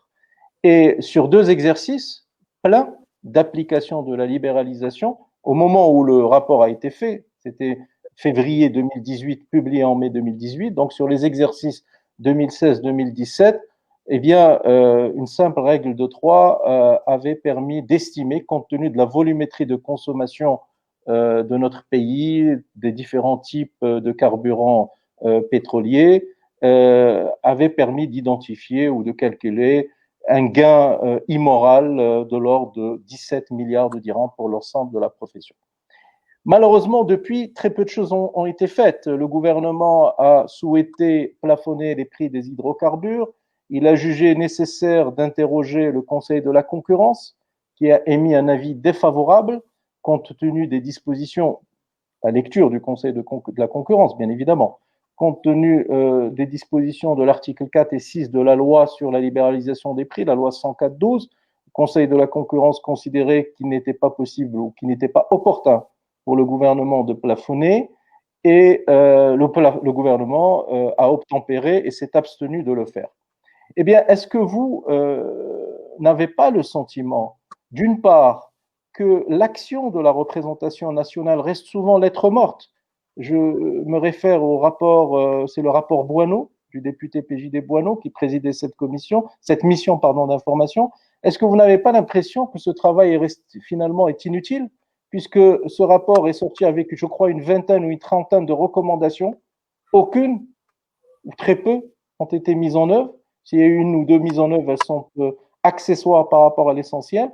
Et deuxièmement, est-ce que vous n'avez pas le sentiment que l'initiative que prend aujourd'hui le Front national pour la sauvegarde de la raffinerie marocaine de pétrole, en proposant à la quasi-totalité des formations politiques, des organisations syndicales, un projet de loi de régulation des prix des hydrocarbures, en proposant de sortir les hydrocarbures de la loi de libéralisation des produits, la loi 104/12, et tout simplement en disant que c'est un secteur stratégique, c'est un secteur qui a dysfonctionné depuis la libéralisation, eh bien nous proposons de ne plus rester enfermé, encadré dans le cadre des articles 4 et 6 de la loi 104/12 et de sortir les prix des hydrocarbures de cette loi pour revenir à une régulation par l'État, comme cela existe sous d'autres cieux. Je vous rappelle qu'en Belgique, par exemple, il y a une libéralisation du secteur, mais une régulation par un plafonnement des prix et des marges des opérateurs.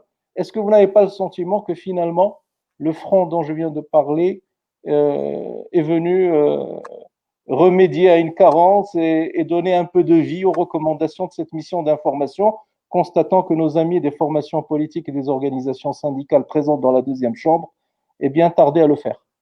Simzouari. Moi, je pense, je ne peux que partager beaucoup d'affirmations que tu viens de présenter, c'est Mohamed. Le retour de l'État, la réglementation, elle est essentielle. Considérant que la deuxième erreur fatale qui a été commise dans ce dossier, en général après la privatisation de la Samir, c'était déréglementer sans, en contrepartie, préparer un cadre juridique et légal adéquat. Donc, Ben Keren avait déréglementé par souci d'alléger les charges de la compensation, de faire indexation partielle, sans préparer des contrepoids par rapport à cette question. Et nous étions, à l'époque, en opposition. Nous avons considéré que c'était très dangereux d'opter pour une politique de déréglementation, de libération de prix, sans que l'État ne puisse intervenir pour protéger le pouvoir d'achat des citoyens. C'est une question de protection de pouvoir d'achat. Moi, je tiens encore une fois à vous saluer dans le franc, pas seulement sur votre mobilisation et votre force depuis le début, depuis la fermeture en 2015 de la Samir, mais aussi sur les idées que vous faites en plaidoyer auprès non seulement des partis, des groupes parlementaires, mais auprès même des citoyens, de la société civile, des gens concernés par ce dossier. J'aimerais aussi faire référence à un mémorandum remarquable qu'avait fait la CDT il y a quelques années et qui a été présenté devant Driss Gerraoui dans les auditions pétroliers. Je pense qu'un travail sérieux a été fait. Et je pense que le feedback, même des instances publiques, a été important, notamment le rapport du Conseil de la concurrence sur le marché des hydrocarbures. Il ramène beaucoup d'affirmations sur la nécessité d'avoir la raffinerie, la production nationale, la sécurité énergétique, mais aussi sur le fait que le secteur connaît une prédation à travers un cartel composé de 9 sociétés qui constituent le GPM, et on doit assister dans les jours qui viennent, je pense, au jugement définitif du Conseil de la concurrence sur ces pratiques. Moi, je voudrais revenir justement sur 2 charges importantes contenues dans ce rapport. D'abord, contre le GPM, le groupement des pétroliers du Maroc. D'abord, le rapport du Conseil de la concurrence affirme l'existence de la collecte, l'échange et la diffusion des informations commerciales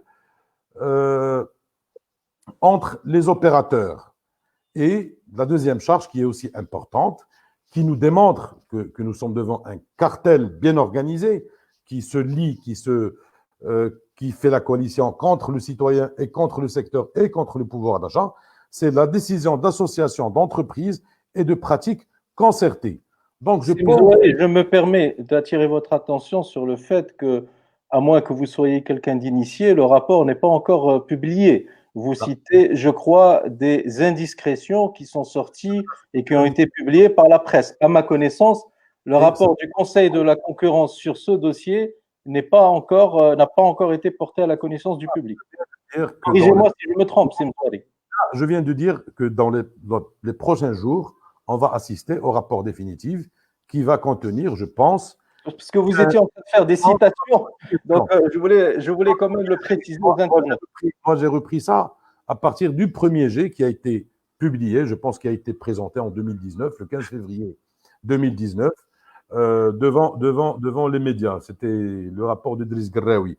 Donc, je pense que à travers les médias, ce qu'on pressent dans cette histoire, c'est des jugements qui vont être sans précédent. J'espère que ça va aboutir jusqu'à la fin.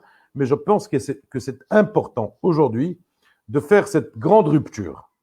D'abord, c'est de faire cette grande rupture par rapport, en face de ce cartel, de cette organisation, de ce groupement de pétroliers.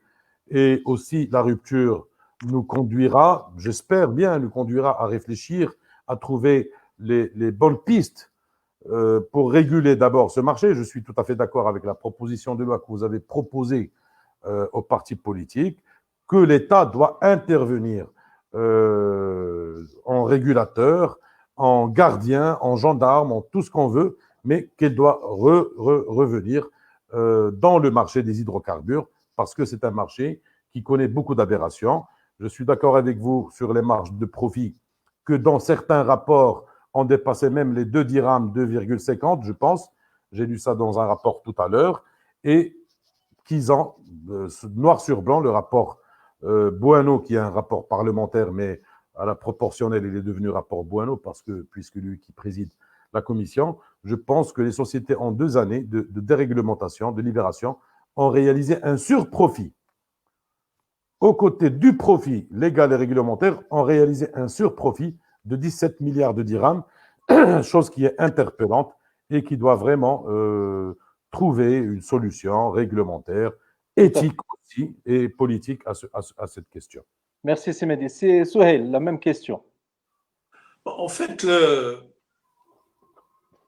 il y a quand même... Bon, le pétrole, généralement, est synonyme de cartel. Bon, Au niveau international d'abord, avant de passer au niveau national. Tu as raison, Sissouel. C'est l'international, donc probablement... Bon, je rappelle que le gros des sociétés pétrolières ont été marocanisées. Pendant un certain temps, il y avait une fameuse, la SNPP, la Société nationale des produits pétroliers, qui était une entité de l'État, qui détenait 50% dans pas mal de trucs, de boîtes qui faisaient de la distribution. Mais en fait, quand Ben Kiran a enlevé la compensation, début 2012, eh bien, il y avait encore la Samir. Et c'est en 2015 où il n'y avait plus la Samir. Et donc, probablement, à partir du moment où il y avait l'approvisionnement pouvait se faire ailleurs, chez des maisons mères ou chez des maisons concurrentes, eh bien, la tendance de se cartéliser a pris place. Donc, il y a eu des arrangements. Je ne comprends pas, très honnêtement, pourquoi le rapport de M. Gerraoui n'est pas public. Qu'est-ce qu'on attend? اش غادي يوقع في ملك سيدي ربي الى الناس عملوا تقرير وطرحوه كيف ما هذا هو الواجب ديالهم على الراي العام وخداو القرارات qui prennent les décisions qu'ils voient. Ils disent non, ces gens n'ont pas tripoté les prix, ne se sont pas mis d'accord et donc Je rappelle qu'il y a une audience qui est prévue le 21 juillet, c'est Souheil, oui, du Conseil de la concurrence. Et normalement, le rapport ou la décision du Conseil devrait tomber après. Le rapport date d'avant le Covid, hein, le 19. Donc la préhistoire du Covid. Donc c'est quand même extraordinaire. C'est quand même extraordinaire. Et peut-être que s'il y avait des pénalités à payer, ça nous aiderait peut-être à traverser cette malheureuse période d'après le Covid. En tout état de cause, il n'est pas normal, il n'est absolument pas normal que le Conseil de la concurrence traîne tout ce temps-là pour donner son rapport. Je ne pense pas, avec toute l'amitié que je porte pour Sid Gerraoui, je ne pense pas que c'est un bon signe de gouvernance. Ça ne donne pas confiance dans les institutions. Je note cette position et je pense que beaucoup de nos concitoyens partagent votre avis et j'en fais partie, tout en disant immédiatement que j'ai toute la considération et l'estime pour Sidri Gerraoui. Et comme tu l'as si bien dit, c'est un homme de très grande valeur et j'ai confiance dans sa capacité de jugement et de discernement. Et nous attendons, je crois, beaucoup de citoyens attendent avec beaucoup d'impatience et beaucoup d'intérêt et beaucoup d'exigence la décision du Conseil de la concurrence. Mais je voudrais quand même préciser, Sibel Moussa, en 2019, en février 2019, il y avait un avis du Conseil de la concurrence qui a été publié. L'avis qui a été publié à Mzouari concernait la demande d'avis du gouvernement concernant le plafonnement. Et le Conseil de la concurrence avait donné un avis défavorable en sanctionnant sa décision, son avis d'un rapport. Et dans le rapport, il a effectivement élargi son analyse en disant, voilà, les recommandations. Exactement. Voilà, mais dans cet avis, il n'est pas rentré sur l'autre dossier, qui est un dossier de soupçon d'entente illicite sur les prix, suite à la plainte de la CDT qui a été déposée en 2016. Et c'est cet autre dossier qui fera l'objet d'une décision du Conseil de la concurrence dans les jours qui viennent. Mais je suis obligé quand même de dire à Souheil que l'avis du Conseil de la concurrence qui a été effectivement publié en février 2019 rappelait que la libéralisation du secteur des hydrocarbures a été mal pensée et mal mise en œuvre, puisqu'il y a eu une libéralisation sans industrie de raffinage, puisque la Samir était en arrêt depuis 6 mois auparavant. En août 2015, libéralisation en décembre 2015, d'une part, et d'autre part, il n'y avait pas un conseil de la concurrence qui était opérationnel. J'ai envie de vous dire, si Souheil, votre formation politique a participé à la décision de ce gouvernement. Oui, vous étiez membre de ce gouvernement. Et donc, qu'est-ce que vous avez à dire aux citoyens par rapport à ça? Je n'étais pas membre, mais mon parti était membre. Non, je ne parle pas de vous personnellement, je parle de votre formation politique. Je crois que mes camarades n'ont pas été suffisamment lucides sur ce type de problématique. Je vous remercie pour votre franchise et je pense que nos internautes apprécieront votre franchise. Maintenant, qu'est-ce qu'on doit attendre de la décision du Conseil de la concurrence, je crois, la semaine prochaine par rapport à ce dossier? Est-ce que vous pensez que les citoyens ont une forte attente par rapport à cela, fort de toutes ces informations qui sont vraiment très troublantes, qui ont commencé à partir du rapport d'information de la commission Boineau, qui a parlé de 17 milliards de dirhams, chiffre à l'appui, desquels gains ont continué à prospérer depuis 2017 au jour d'aujourd'hui.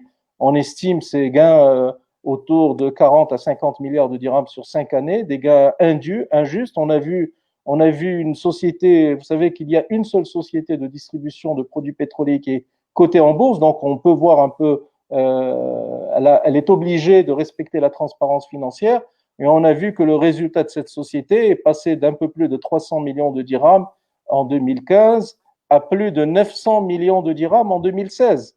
Et ce n'est pas la plus grande des sociétés. Et les autres sociétés, malheureusement, comme elles ne sont pas cotées, nous n'avons pas accès à leurs comptes, mais on sait que les proportions sont au moins aussi fortes que pour cette société qui est cotée.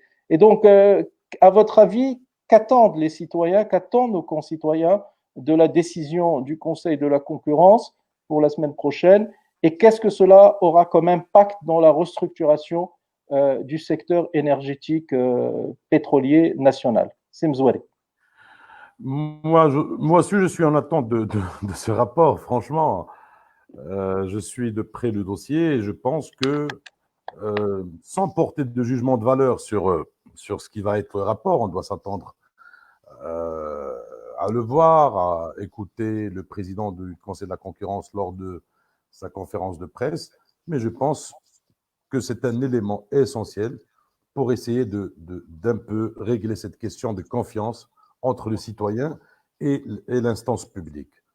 Je crois que le Conseil de la concurrence doit jouer ce rôle et peut bien jouer ce rôle de par ses attributions à travers la loi qui le constitue. Je pense qu'il va, je pense et j'espère de tout mon cœur qu'il va appliquer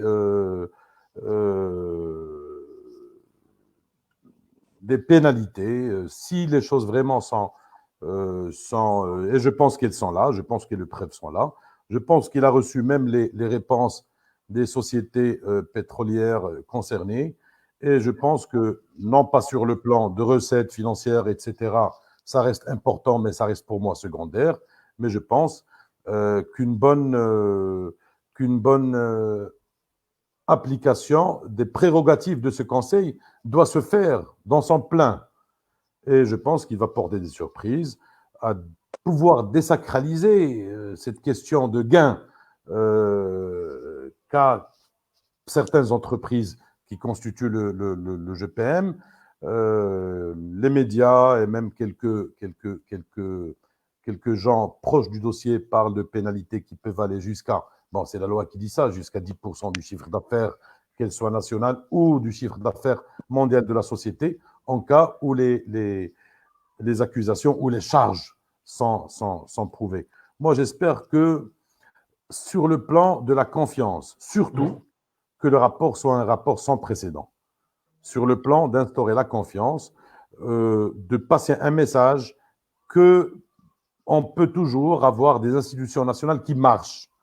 On a les arguments, le ressenti général chez les gens, il est là, il approuve ce qu'il y a dans le rapport de la commission parlementaire, ce qu'il y avait dans les débats du Conseil de la concurrence.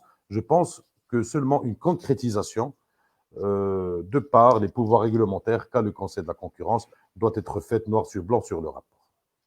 Sissoël, est-ce que vous pensez que le Conseil de la concurrence a rendez-vous avec l'histoire la semaine prochaine? Je le souhaite sincèrement. Je pense qu'il n'y a aucune raison pour qu'il ne le soit pas. Donc, nous avons, c'est un signal extrêmement important au niveau de la gouvernance de notre pays, au niveau de l'état de droit en termes d'économie. C'est un signal contre toute forme d'entente au détriment des citoyens, tout système de cartélisation. Je pense que le pays a besoin d'une voix qui nous dise le droit et qui le fasse respecter.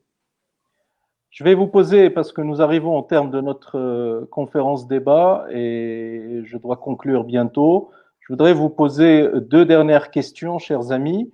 Mais avant, adresser mes remerciements les plus vifs et les plus chaleureux à l'ensemble des internautes qui nous ont accompagnés, qui ont participé à ce débat en adressant une multitude de commentaires, de réflexions, d'analyses et de questionnements, parmi lesquels je citerai les remarques, les observations sur le rôle de la Samir dans le développement du pays, de notre pays, le développement, le rôle passé, et beaucoup de nos internautes considèrent que la Samir a un rôle à venir dans le développement de notre pays, tout en étant également attentif aux remarques et aux observations des internautes concernant le rôle de la Samir à la fois dans le développement national, dans l'industrialisation de notre pays, mais aussi dans le développement du territoire, puisque la ville de Mohammedia a payé le prix fort suite à l'arrêt de l'activité de la Samir, puisque non seulement 1200 emplois ont été détruits, emplois directs, mais aussi près de 3500 sous-traitants représentant pratiquement 20 000 emplois ont été impactés directement par l'arrêt de l'activité de la Samir, et beaucoup d'internautes rappelaient à juste titre cette réalité. Alors, il y a une question qui a été posée: quelles sont les formations politiques qui ont soutenu, approuvé l'initiative du Front National pour la sauvegarde de la raffinerie marocaine de pétrole à travers la proposition de loi de transfert des actifs à l'État et la proposition de loi de régulation des prix? Je voudrais dire beaucoup de formations politiques, toutes celles qui nous ont reçus, beaucoup d'organisations syndicales ont applaudi cette initiative et se sont engagées à soutenir cette initiative au sein des deux chambres parlementaires. Il y a 2-3 formations politiques qui n'ont pas reçu les représentants du Front et qui, de cette manière, ont exprimé leur désaccord. Il suffit de revoir les communiqués officiels du Front pour savoir qui n'a pas reçu le Front et donc qui a exprimé un désaccord. Mais on comprend aisément que ce sont des formations politiques qui sont proches, on va dire, d'intérêts privés et d'intérêts catégoriels, alors que l'action même des formations politiques, c'est de servir l'intérêt général de notre nation. Une question, deux dernières questions à Simzouari et à Sissoël. Une de nos internautes, une de votre fidèle et modeste serviteur. Celle de nos internautes: est-ce que vous considérez que le dossier de la Samir, c'est plus un dossier de défense des intérêts de salariés, de droits sociaux, ou est-ce que c'est un dossier qui est infiniment plus grand et beaucoup plus emblématique et beaucoup plus systémique pour notre pays? Je vous laisse répondre et ensuite je vous poserai ma dernière question. Moi, très brièvement, je pense que c'est un grand dossier, mais avec une grande fibre sociale et humaine, hein. C'est un dossier stratégique qui concerne la sécurité énergétique, sans oublier, c'est Mohamed, tu viens de le dire, ces grandes masses de gens qui vont être demain, qui sont déjà dans une situation précaire, qui ont perdu beaucoup de leur atout social, beaucoup de leur couverture médicale, par exemple, qui ne reçoivent qu'une partie de leur salaire. Donc, c'est une histoire sociale, c'est une histoire avec une grande fibre sociale. C'est aussi, il ne faut pas oublier, bon, il ne faut pas être il faut pas se perdre dans le grand débat sur les grands choix, ça c'est important, mais il faut aussi rendre hommage aux Samiriens, aux ouvriers, aux simples ouvriers, aux cadres de cette entité, aux gens qui ont laissé leur vie au sein de la Samir. Il y en a beaucoup. Et des gens qui ont vécu avec la Samir. Mohamedia, il est aussi un enfant intime de cette entité. Moi, je voudrais aussi rappeler que les pertes de la ville, c'est des pertes directes, puisque sur la taxe, par exemple, urbaine, et c'est une décision ancienne qui a été prise en 2007, la ville a eu un déficit de 20 millions de dirhams qui émanait de la Samir. Elle n'a pas été remplacée, ça a impacté sur son développement, sur sa capacité d'investissement, etc. Donc la Samir, pour moi, c'est aussi une histoire humaine, une histoire sentimentale de gens qui ont formé, qui ont construit, qui ont fait monter ces structures. Bon, je vais dire la même chose que notre ami. Donc, il s'agit d'un dossier emblématique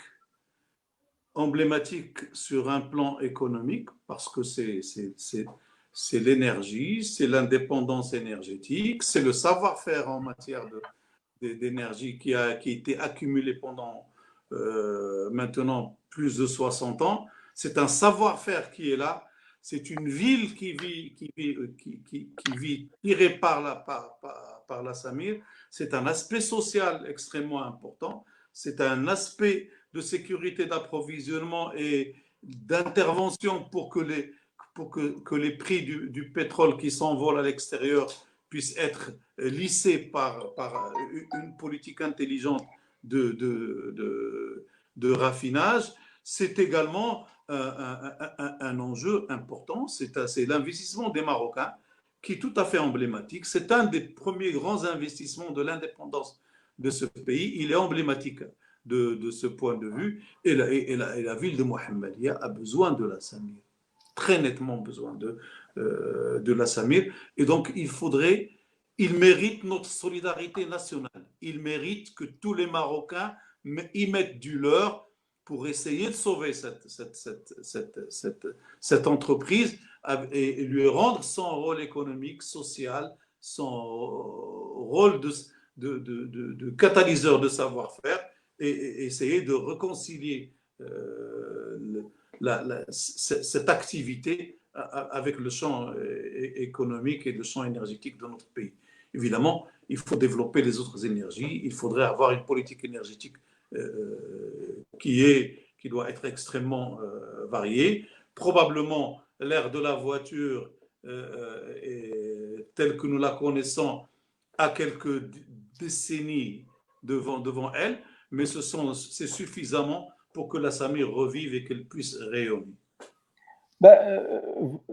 Tu me donnes une très belle transition par rapport à ma dernière question et qui essaie d'un peu de nous projeter dans l'avenir. Vous savez que un des grands projets d'industrialisation de notre pays porte sur les énergies renouvelables, qui est un projet qui est suivi en personne par Sa Majesté le Roi, avec des ambitions très très fortes.